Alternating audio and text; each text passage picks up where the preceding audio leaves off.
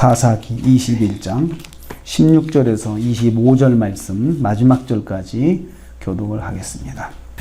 오늘 말씀은 사사기의 마지막 부분으로서 베냐민 지파의 보존을 위해서 이스라엘이 행한 두 번째 조치에 대해서 말씀하는 것을 내용으로 하고 있습니다.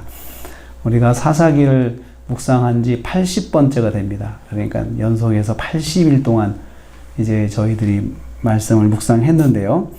이 마지막 부분의 내용이 베냐민 지파의 결손을 막기 위해서 행한 조치가 되겠습니다.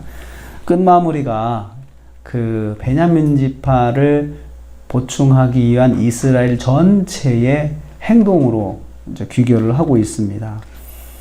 이스라엘은 베냐민 지파의 사라짐을 걱정을 했습니다. 베냐민과의 전쟁 후에 베냐민 지파는 인구의 절대적인 감소와 여자들의 부족으로 이제 없어질 위기에 처한 것입니다. 이때 이스라엘은 먼저 요단 동편의 길르앗 야베스를 약탈해서 여자들을 데리고 왔죠.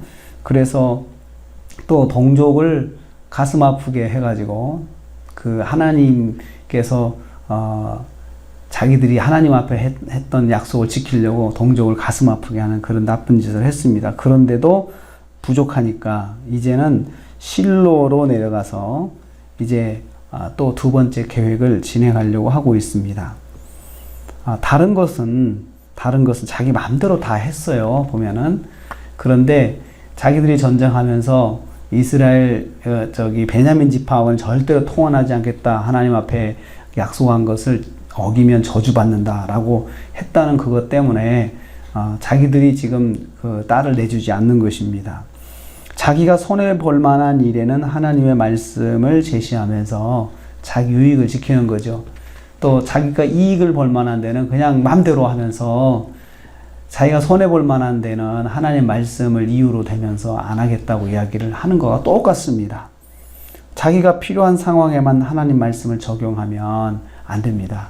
그걸 아전인수라고 그러죠. 자기가 필요할 때만 하나님 말씀 이야기하고 믿음 이야기하고 자기가 자기가 이익이 있을 때는 뭐 하나님 말씀이고 뭐고 그냥 일단은 붙잡고 보고 하는 그러한 이중적인 모습을 볼 수가 있습니다. 두 번째로 실로의 명절에서 여자들을 납치하기로 이제 계획을 합니다. 실로의 19절 말씀 보니까 여호와의 명절이 있어가지고 거기 절기를 지키러 나오는 건데 그러면 거기에 다 하나님께서 하라고 한 대로 이 축제가 이루어지고 있고 명절을 지키고 있는데 그 명절의 자리를 난장판을 만들겠다는 이야기잖아요. 난장판. 이것도 말이 안 되잖아요. 그 베냐민 지파의 결손을 막기 위해서 하나님의 명절을 난장판 만들어 가지고 자기들의 어떤 계획을 욕구를 채우겠다라고 하는 거죠. 그래서 베냐민 지파는 이제 이스라엘이 이렇게 허락한 것을 근거로 해가지고 실로에 가가지고 진짜 실로에 여호와의 절기를 난장판 만들었습니다. 그래가지고 거기서 그 여자들을 데리고 온 거죠. 또 자기들 이제 결손을 막기 위해서 데리고 와가지고 보충을 한 것입니다. 여호와의 명절의 자리를 난장판을 만들고 또 이스라엘은 자기가 하나님 앞에 약속을 한 것을 지킨다는 명분으로 통혼도 안 하고 그러면서 하나님의 절기를 완전히 뒤집어 버놓는 그런 일들을 행하게 되었습니다. 하나님과의 맹세를 지킨다는 명분으로 여호와의 절기를 망쳐놨습니다. 그러니까 하나님 말씀 지키려고 예배를 완전히 그냥 뭐 예배를 난리를 만들어 놓은 거예요. 예배 시간을. 그러니까 이게 말이 안 되잖아요. 그래서 이 말씀을 보면서 이제 그런 질문이 나와요. 왜 이 사람들은 이렇게 도대체 하나님을 말하는데 하나님을 말하니까 믿음이 좋은 것 같은데 실제로 보면은 뭐 믿음을 완전히 하나님을 완전히 무시하고 뭐 이런 행동들을 막 하거든요. 하나님을 이야기하면서도 왜 그럴까? 거기에 대한 답이 마지막 절에 나와 있어요. 25절 말씀에 그때에 이스라엘의 왕이 없으므로 사람들이 각기 자기의 소견에 옳은 대로 행하였더라. 신앙생활을 하나님을 왕으로 삼고 하나님의 말씀을 중심으로 해가지고 믿음생활을 하는 것이 아니고 그냥 그건 무시해버리고 자기의 소견대로 하나님 섬기는 거예요. 그러니까 이 사람은 이렇게 해야 된다, 이 사람은 저렇게 해야 된다. 의견이 분분하죠. 그리고 또 목소리가 크고 사람들의 마음이 모아지면 그게 다 하나님 뜻이다 생각을 하는 거예요. 자기 유익대로 하나님 말씀을 적용하고, 자기가 이익 볼 때는 하나님 말씀, 손해 볼 때도 하나님 말씀, 이익 볼 때는 하나님 말씀하고는 상관없이 그냥 행동해버리고, 손해 볼 때는 하나님 말씀으로 방패 삼아가지고 안 하고, 이러한 그런 이율배반적인 신앙생활을 왜 하게 됐느냐? 하나님 말씀이 왕이 아닌 거예요. 하나님 말씀이 왕일 때는 그 상황을 하나님 말씀에 비춰봐서 이건 하나님 뜻이다 그러면은 그냥 순종하는 거죠. 자기가 손해봐도.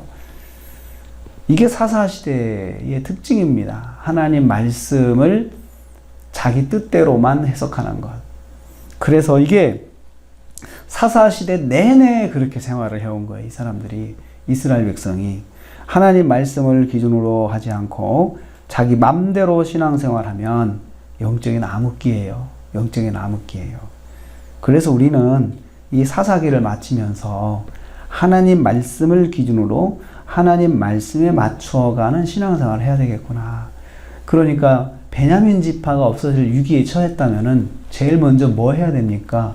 하나님께 나가서 기도해야 돼요. 하나님, 우리가 이런 문제를 만났습니다. 어떻게 할까요? 답은 뻔한 거예요. 너희들이 다 각각 지파에서 딸들을 그 시집 보내서 그렇게 해라. 이게 하나님 뜻일 거예요.